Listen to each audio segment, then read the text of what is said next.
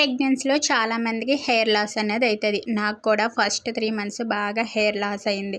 దీనివల్ల అంటే మనకి ప్రెగ్నెన్సీ స్టార్టింగ్లోనే మనకి బాగా వేడి చేస్తుంది కదా. సో ఆ వేడి అలాగే మనం టాబ్లెట్స్ వాడతాం కదా. సో ఆ వేడి దానివల్ల మనకి హెయిర్ బాగా లాస్ అవుతుంది. ఇంకా అంతలోకి ఇప్పుడేమో బాగా సమ్మర్ కదా. సో హీట్ ఎక్కువైపోయి అలాగే చెమటకి కూడా హెయిర్ లాస్ అవుతూ ఉంటుంది. నాకు 3 మంత్స్ అయిపోయినాకైతే మళ్ళీ నార్మల్గానే హెయిర్ అన్నది లాస్ అవ్వకుండా నార్మల్గానే ఉందన్నమాట. సో చాలామందికి ప్రెగ్నెన్సీలో ఈ ప్రాబ్లము వస్తూ ఉంటుంది.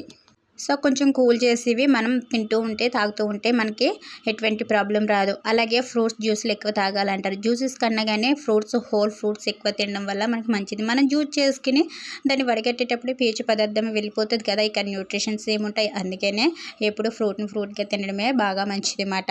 జ్యూసెస్ కూడా తాగొచ్చు. వాటర్ మిలన్ కట్ చేసుకుని కొంచెం సాల్ట్ వేసుకుని అయితే తింటున్నాను. మనకి కొద్దిగా నీరసం అనిపించినా లేదా బీపీ డౌన్ అనిపించినప్పుడు ఈ విధంగా చేస్తే మనకి కవర్ అవుతుంది.